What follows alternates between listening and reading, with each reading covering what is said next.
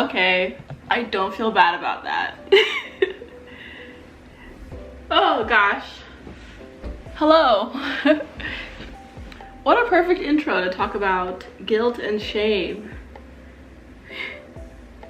Because that was a little embarrassing, wasn't it? A little embarrassing. Let's begin. Hi.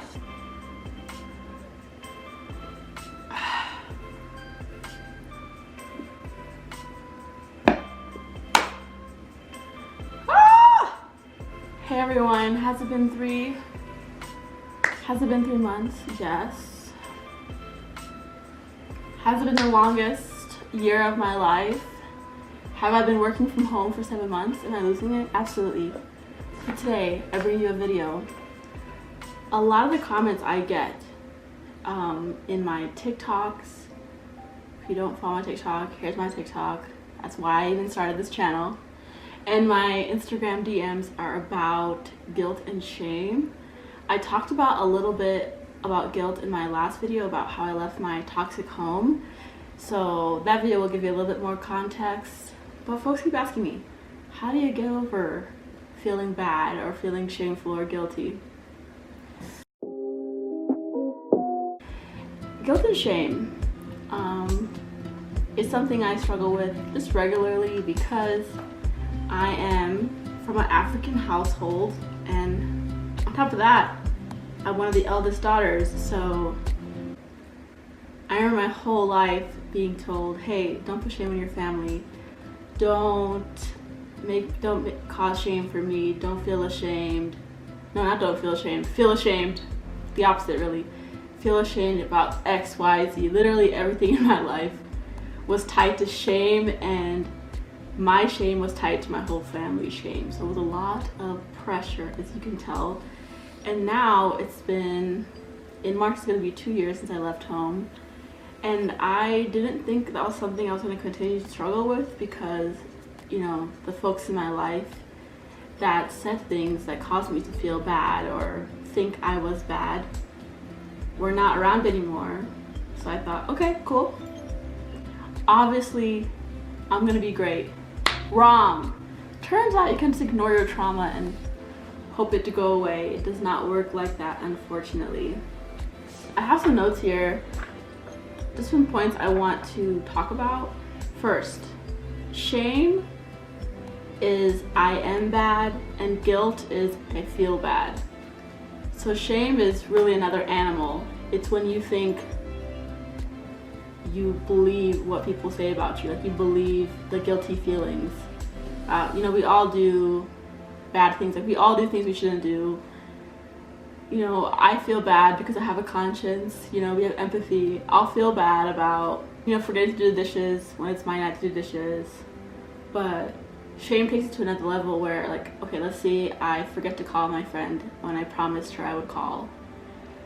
Shame takes it to the other spectrum. Instead of being like, ah, shoot, I messed up, to being like, I'm a bad friend. That's a jump, right? Obviously, not calling my friend or missing a call from my friend does not automatically equal that I'm a bad friend. But that's what we're talking about today, because something I've struggled with for a really long time and I'm still working on, but I've gotten a lot better. And today I'm going to share like 5 tips with you that helped me kind of ease that shame and pause when I feel it coming on. And shame is usually like linked with your self-worth too, so I'm going to be kind of talking about self-worth things as well, so stay with me.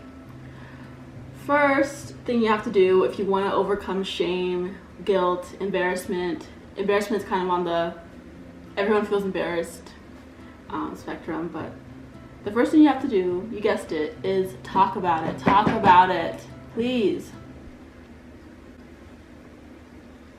Talk about it. I think not talking about hard things lets them fester and lets them continue on going for longer than it should. And especially coming from a culture which we don't talk about those things, and anything bad or like shameful or any bad feelings, I was taught to keep that inside, which what I learned from therapy is supposed to be doing the opposite of that. Like, I just felt so bad even bringing up anything that came up in me ever. I never talked about my emotions, especially my negative emotions. I would only talk about the happy emotions, the emotions people want to hear about, not like shame or why I feel ashamed about this or ashamed about who I am, which is like a big blow to self-esteem. I shouldn't feel bad for existing. A concept. So first, talk about it. I talked about it with close friends, because for me at least, I didn't really talk about a lot of things with my family, but my friends were my safe haven. I would be like, hey, you know, I feel this and this, and they like don't gaslight me, and they're like, oh, okay, tell me more. And I'm like, whoa, you wanna hear me speak? It was a concept. It was amazing. So I kind of talked about it with my friends, and slowly I built up confidence to start journaling and writing it down. I'm actually really big into journaling. I'm more into like, I started journaling and I gave up. I'm more into like writing poetry, but if you're into journaling, it's a great way to just write down your emotions. But again, I did not live somewhere where I felt safe to journal or leave a journal around. So I have this poetry app. I'll put it up here. It's not a poetry app, it's like a diary app, but I call it a poetry app because I only use it for poetry. But here's this app, it's free, I love it. And you can like lock it so no one else can get into it if you're worried about people getting into your things, especially your deep personal feelings. Not fun. Yeah, so I just talking about it, writing about it, and eventually I went to a therapist. But yes, did it take me 22 years to see a therapist again? I saw one when I was 17, very, very briefly. And then I finally started going and like talking about things, and it felt so uncomfortable. Like I had to buy waterproof mascara because I would cry at every single session. But it got easier the more I talked about it. Then it became like something I could see and then tackle. Second thing is recognizing my feelings. Instead of being embarrassed about the feelings I felt and like pushing them back, when I felt something, I'm like, oh, okay, I'm feeling embarrassed, I'm feeling lonely, I'm feeling this. Like just recognizing and putting a name to it really helped, because I again suppressed so much of my emotions. I never really knew how to handle them because I never expressed anything that wasn't positive. So recognizing your emotions and knowing that I feel bad does not equal I am bad. And recognizing your emotions and feelings as like something natural instead of something to run away from. I'm like, oh cool, like I'm a human being with a spectrum of emotion. Of course I feel XYZ, but I'm not gonna let this feeling like ruin my day or my week. Let it pass through. So my third tip is recognizing and like truly acknowledging and believing, which might take a while. Obviously, it's not like now acknowledge it. It's harder than that, but through like therapy and talking to my friends, like writing what I feel down and just like expressing these hard emotions for like really the first time my whole life, I figured out that what I do does not equal who I am. Like I said earlier, we all do things like we feel bad about. No one's an angel, no one's perfect. And recognizing that no one's perfect really helped me personally, because I'm like, okay, I'm not the only one who's done XYZ. I'm not the only one who's done this thing, but I know that I also do good things. So how am I this absolute of a bad person if I do good things? Like a bad person is not someone who does bad things, and a good person is not someone who does good things. A good person is someone who majority of the time tries their best to do the most good and cause the least harm. They're not this perfect angel who has never messed up or done things that made them feel shame or guilt. So really recognizing that what I do does not equal who I am.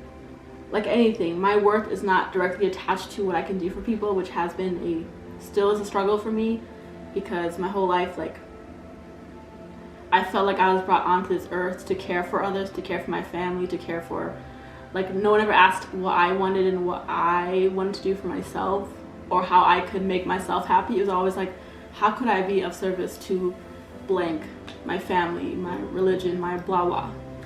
So really, like, I'm still having a hard time believing, but I believe it more than I ever have, that my worth is who I am as a person. Like, I am worthy because I am Hamida, because I live in this space, because I'm me. I'm not worthy because of what I can do for people, which has been my worth for a really long time. It's been like taking care of my siblings, taking care of my parents, like it was always what can I give, what can I give, what can I give.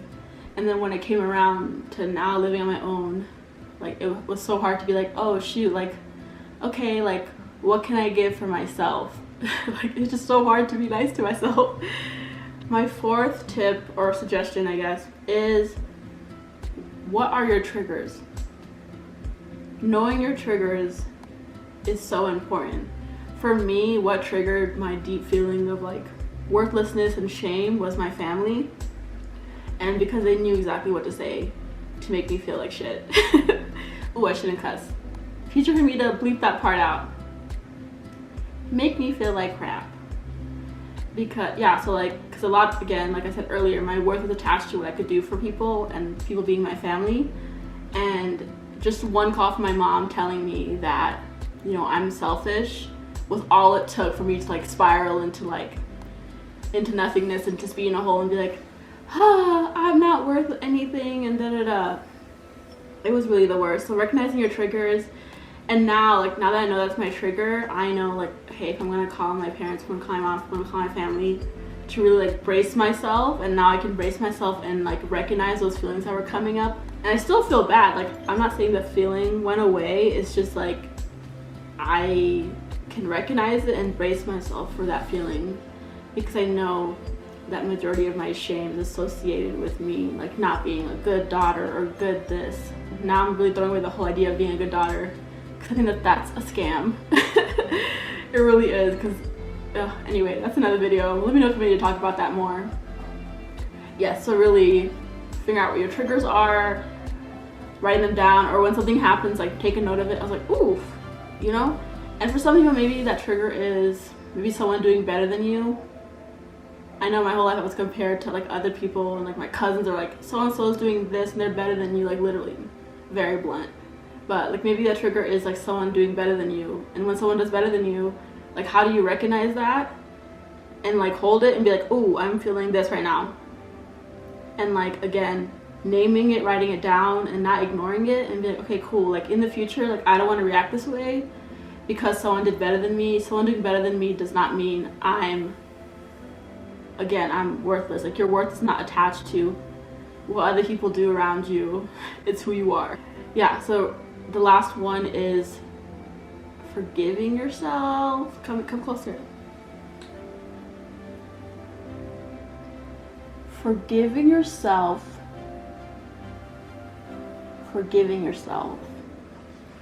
Which is weird. Like, wait, how can I forgive myself? Like that's something you really hear a lot. Like, you know, we forgive others, da, da, da.